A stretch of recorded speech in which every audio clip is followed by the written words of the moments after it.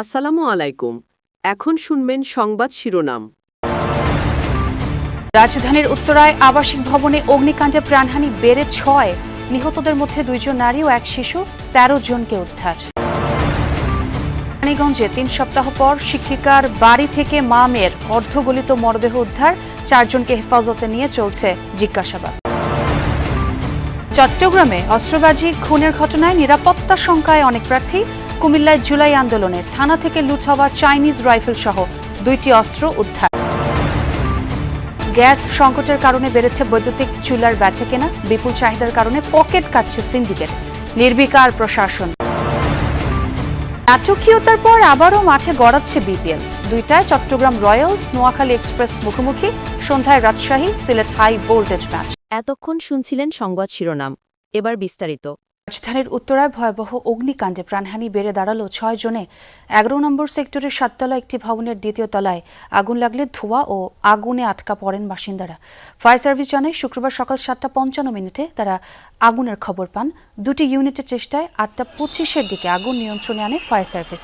ঘটনাস্থল থেকে ১৩ জনকে উদ্ধার করে ফায়ার সার্ভিস। তাদের কাছাকাছি বেশ কিছু হাসপাতালে নিয়ে যান পরিবারের সদস্যরা। কুয়েট মৈত্রী হাসপাতালে ৩ জনকে মৃত ঘোষণা করেন চিকিৎসক।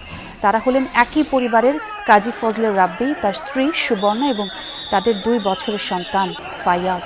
এর মধ্যে পরিবারের কাছে হস্তান্তর করা হয়েছে মরদেহ। এদিকে উত্তরার লুবনা হসপিটাল, ঢাকা মেডিকেলের বার্ন এবং স্পেশালাইজড হাসপাতালে মারা গেছেন আরও ৩ জন পুরুষ। তাদের মধ্যে একজনের বয়স ১৭ বছর। তারাও সবাই একই পরিবারের সদস্য। এখনও আগুন লাগার কারণ জানা যায়নি। ঘটনাস্থলে কাজ করছে ফায়ার সার্ভিস, তবে অগ্নিকাণ্ডে পুরো এলাকায় ছড়িয়েছে আতঙ্ক। কেরানীগঞ্জের মুসলিমবাগ এলাকার একটি ফ্ল্যাট থেকে মা মেয়ের অর্ধগলিত মরদেহ উদ্ধার করেছে পুলিশ। ওই বাসা থেকে তীব্র দুর্গন্ধ ছড়ালে পুলিশ তল্লাশি চালিয়ে খাটের নিচ এবং বাথরুমের সানসেট থেকে মরদেহগুলো উদ্ধার করে। জানা যায়, গত ২৫ ডিসেম্বর শিক্ষিকার কাছে পড়তে যে নিখোঁজ হয় স্কুলছাত্রী ফাতেমা, মেয়েকে খুঁজতে বের হয়ে নিখোঁজ হন মা রোকেয়া রহমানও। দীর্ঘ ৩ সপ্তাহ পর সন্ধান মিলল তাদের মরদেহের। স্বজনদের অভিযোগ, পুলিশের কাছ থেকে পর্যাপ্ত সহযোগিতা পাননি তারা। তবে পুলিশ বলছে, ঘটনার সঙ্গে জড়িত সন্দেহে শিক্ষিকা মিম, তার স্বামীসহ ৪ জনকে হেফাজতে নিয়ে জিজ্ঞাসাবাদ চলছে। এমন নৃশংস হত্যাকাণ্ড এলাকায় বিরাজ করছে শোকাবহ পরিবেশ। প্রায় সবাই আতঙ্কিত। জড়িতদের দৃষ্টান্তমূলক শাস্তির দাবি জানিয়েছেন স্থানীয়রা।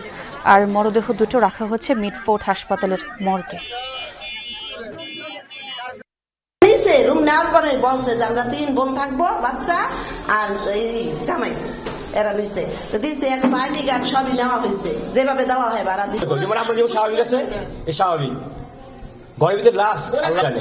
আমরা 15 দিন আগেই মানে গন্ধ পাইছি, বাড়ি এলে বলছিল যে গন্ধ কিসের। ওই বাসায় যে সিসিটিভি ফুটেজ ছিল, এটা আমরা পর্যবেক্ষণ থেকেই শুরু করি এবং তাদেরকে থানায় এনে জিজ্ঞাসাবাদের এক পর্যায়ে তারা যে মিম এবং নূরজাহান, তারা দুইজনেই স্বীকার করে। সাবেক প্রধানমন্ত্রী বেগম খালেদা জিয়ার স্মরণে শোক সভার আয়োজন করেছে নাগরিক সমাজ। দুপুর ২:৩০টায় জাতীয় সংসদ ভবনের দক্ষিণ প্লাজায় এই শোক সভা শুরু হবে। উপস্থিত থাকবেন বিএনপির চেয়ারম্যান তারেক রহমান। নাগরিক সমাজের উদ্যোগে আয়োজিত এই অনুষ্ঠান ঘিরে কঠোর নিয়মাবলী এবং ব্যাপক প্রস্তুতি গ্রহণ করা হয়েছে।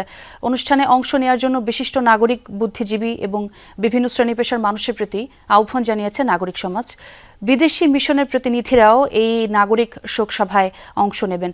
আয়োজক কমিটির পক্ষ থেকে জানানো হয়, শোকসভায় শুধু পেশাজীবী সমাজের আমন্ত্রিত অতিথিরা বক্তব্য রাখবেন, রাজনৈতিক দলের কেউ বক্তব্য দেবেন না। সাবেক প্রধানমন্ত্রী বেগম খালেদা জিয়ার সমাধিতে শ্রদ্ধা জানিয়েছে জাতীয়তাবাদী রিকশা ভ্যান অটোচালক দল। এ সময় মরহুমার রুহের মাগফিরাত কামনায় ফাতেহা পাঠ ও দোয়া মোনাজাত করেন তারা। বেলা ১১টার দিকে বিএনপির জাতীয় নির্বাহী কমিটির যুগ্ম মহাসচিব হাবিবুন নবী খান সোহেলের নেতৃত্বে এই শ্রদ্ধা জানান জাতীয়তাবাদী রিকশা ভ্যান অটোচালক দলের নেতাকর্মীরা। এ সময় হাবিবুন নবী খান সোহেল বলেন, যারা ৭১ মুক্তিযোদ্ধাদের হত্যা করেছে তারা আবারও বাংলাদেশের রাজনৈতিক পরিস্থিতি অস্থির করার চেষ্টা করছে। দেশের মানুষ যখন পরিচ্ছন্ন নির্বাচনের প্রস্তুতি নিচ্ছে, তখন তারা নির্বাচন নিয়ে ছড়াচ্ছে ভুয়া তথ্য ও গুজব। বলেন, প্রশাসনের কেউ জনগণের রায়কে প্রশ্নবিদ্ধ করার চেষ্টা করলে আবারও আন্দোলনের হুঁশিয়ারি দেন তিনি। এ সময় আগামী নির্বাচনে জাতীয়তাবাদী রিকশা ভ্যান অটোচালক দলের নেতাকর্মীরা ঐক্যবদ্ধভাবে ধানের শীষের পক্ষে কাজ করবে বলেও আশা করেন তিনি।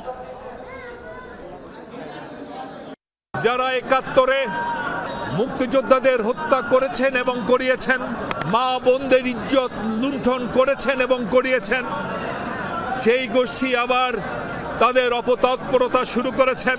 নির্বাচনকে সামনে রেখে নানা জোটের ছদ্মাবরণে তারা বাংলাদেশের রাজনৈতিক পরিস্থিতিকে অস্থির করতে চাচ্ছেন। পবিত্র শবে মিরাজ আজ হিজরি সনের রজব মাসের ২৬ তারিখ রাতে হযরত মুহাম্মদ সাল্লাল্লাহু আলাইহি ওয়াসাল্লাম মহান আল্লাহর দিদার লাভ করেছিলেন। এই রাতে আল্লাহর মেহমান হিসেবে আরশে আজিমে গিয়ে মুসলিমদের জন্য ৫ ওয়াক্ত নামাজের বিধান নিয়ে দুনিয়ায় ফিরে আসেন তিনি। আল্লাহর হুকুমে বরকতময় এই রাতে বুরাক নামক বিশেষ বাহনে করে ঊর্ধ্বাকাশ ভ্রমণের বিশেষ মর্যাদা লাভ করেন হযরত মুহাম্মদ সাল্লাল্লাহু আলাইহি ওয়াসাল্লাম। এ কারণেই মুসলমানদের কাছে এই রাতটি অত্যন্ত মহিমান্বিত। এই রাতে আল্লাহর সন্তুষ্টি অর্জনের জন্য পবিত্র কোরআন তেলাওয়াত, নফল নামাজ আদায় সহ ইবাদত বন্দিগি করেন ধর্মপ্রাণ মুসলমানরা। রোদ ঘনিয়ে এলেও চট্টগ্রামে অনেক অবৈধ অস্ত্র উদ্ধার হয়নি এখনো। বেশিরভাগই থানা থেকে লুট করা। অবৈধ অস্ত্রের সন্ধানে পুরস্কার ঘোষণার পরও কাজ হয়নি। উদ্ধারে নেই আইন শৃঙ্খলা রক্ষাকারী বাহিনীর কোনো সমন্বিত অভিযান। এই অবস্থায় ভোটের মাঠে নিরাপত্তা শঙ্কায় অনেক প্রার্থী। ২৪-এর ৫ আগস্ট বিক্ষুব্ধ ছাত্র জনতার রোষানলে পড়ে চট্টগ্রাম মহানগর ও জেলার ১১টি থানা। এই ফাঁকে অস্ত্র ও গোলাবারুদ লুট করে দুষ্কৃতিকারীরা। পুলিশের তথ্য মতে লুট করা বেশিরভাগ অস্ত্র চলে যায় সন্ত্রাসীদের হাতে, ব্যবহার হয় অপরাধ কর্মকাণ্ডে। ১.৫ বছরে শুধুমাত্র রাউজানি খুন হয়েছে ১৮টা। পরিসংখ্যান বলছে সিএমপির ৮টি থানা থেকে লুট হওয়া ৯৪৮টি অস্ত্রের মধ্যে এখনও উদ্ধার হয়নি ১৫৩টি। এর মধ্যে আছে 7.62 পিস্তল ১৬টি ও 9mm ৪২টি। ছোট এই অস্ত্রগুলো লুকিয়ে রাখা ও ব্যবহার করা সহজ। লুণ্ঠিত অস্ত্র হোক বা অপরাধীদের সংগৃহীত অস্ত্র হোক, অবৈধ অস্ত্রই, তো এটা ব্যবহার হওয়ার সম্ভাবনা আমরা উড়িয়ে দিচ্ছি না, হয়তো সন্ত্রাসীরা ব্যবহার করতেছে। যৌথ বাহিনীর অভিযানও চলছে এবং আমাদের অস্ত্র উদ্ধারের প্রক্রিয়া আগের থেকে আমরা অনেক উদ্ধার করেছি। একইভাবে চট্টগ্রাম জেলার ৩ থানা থেকে লুট হওয়া ২৩২টি অস্ত্রের মধ্যে উদ্ধার হয়নি ৩১টি। অস্ত্রের সন্ধানদাতাকে পুরস্কৃত করার ঘোষণাতেও সাড়া মেলেনি। অস্ত্র উদ্ধারের পুরস্কার নিতে আমাদের কাছে এখন কেউ আসেনি। আমাদের পুরস্কার এখন আমাদেরকে বোধহয় নিতে হবে, কারণ আমরা এর মধ্যে কিন্তু কিছু কিছু আমাদের হারিয়ে যাওয়া অস্ত্র উদ্ধার করেছি, কিন্তু মানুষের কেউ আমাকে কাছে এগিয়ে আসেনি, কেউ আমাকে বলে নাই, আমাকে কেউ খবরও দেয়নি যে এই জায়গায় কোনো অস্ত্র আছে, আমরা যেন যাই। চট্টগ্রামে এক প্রার্থী গুলিবিদ্ধ হওয়ার পাশাপাশি বেশ কয়েকটি এলাকায় প্রকাশ্যে অস্ত্রবাজি, গোলাগুলি, খুনের ঘটনায় নিরাপত্তা শঙ্কায় অনেক প্রার্থী। এই চ্যালেঞ্জ মোকাবিলা করতে না পারলে আগামী নির্বাচন 12ই ফেব্রুয়ারি নির্বাচন আমি মনে করি অত্যন্ত কঠিন হবে এবং এটা নিরাপত্তা ঝুঁকি আগে থেকেও ছিল। সরকারের পক্ষ থেকে এই যে অবৈধ অস্ত্র উদ্ধার, সন্ত্রাসী গ্রেপ্তার এবং নির্বাচনের সুষ্ঠু পরিবেশ রক্ষা করা এটা প্রশাসনের দায়িত্ব। অস্ত্র মামলা এবং খুন মামলার আসামি পর্যন্ত তারা কিভাবে অবাধে বেরিয়ে যাচ্ছেন, এটার জন্য আমরা খুবই ব্যথিত। নির্বাচনকে প্রশ্নবিদ্ধ করার জন্য এবং এটা যাতে স্বাভাবিকভাবে নির্বাচন হতে না পারে, এটা মূলত একটা ষড়যন্ত্রের অংশ।